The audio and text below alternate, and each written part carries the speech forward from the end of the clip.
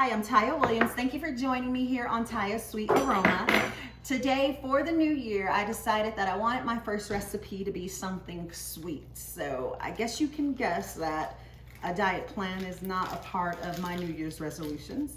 And so this caramel sauce is one that I'm going to be using in an upcoming recipe. So be sure right after this one, I will be posting another recipe where I will be using this caramel syrup.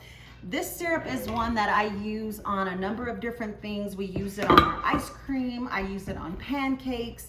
Pretty much any dessert that I want a nice little caramel flavor on, I will add this syrup. And so what I'm doing now, I am measuring out all of my ingredients. Once I get them measured out, we will go over them.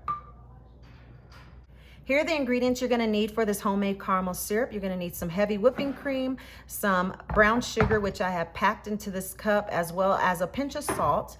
Gonna need some pure vanilla extract, as well as some unsalted butter. To get started, I am starting out with a small saucepan over a medium-high heat. This is the first step to getting it started. You just wanna add everything into the pot.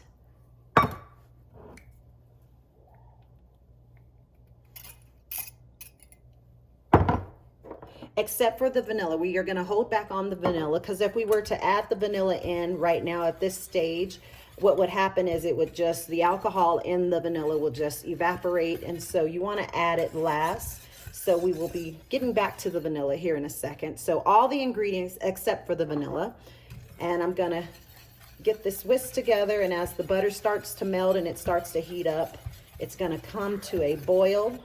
And once it gets there, I will show you what it looks like. The syrup has now come to a boil, so what I'm doing now is I'm turning my heat down to a low temp, and that way my syrup can continue to cook for another 7 minutes, and after that 7 minutes, I will show you what it looks like. The syrup has now been cooking at a low simmer for 7 minutes. I'm gonna go ahead and take it off of the burner and add in the vanilla at this stage. Get that whisked in.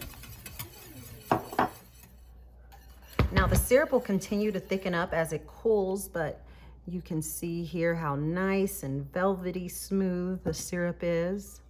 So I'm just getting the rest of the sauce into this gravy boat, which will make it easier to pour. But you can see how it's gotten nice and sort of a thicker consistency.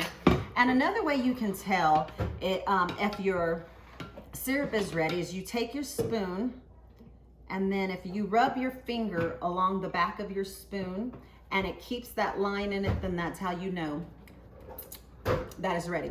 And it's so good.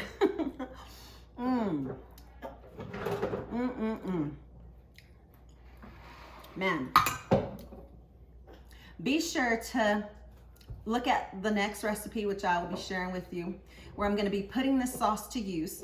And even if you don't try the recipe that I'm gonna be sharing, make this sauce, put it over some ice cream, some desserts, put it over your pancakes, which we use it on a lot of times, depending on which flavor pancakes I'm making.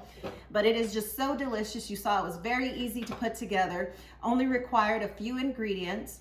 And I thank you for spending time with me here today. Don't forget to like and subscribe below, and I will see you again next time. Bye.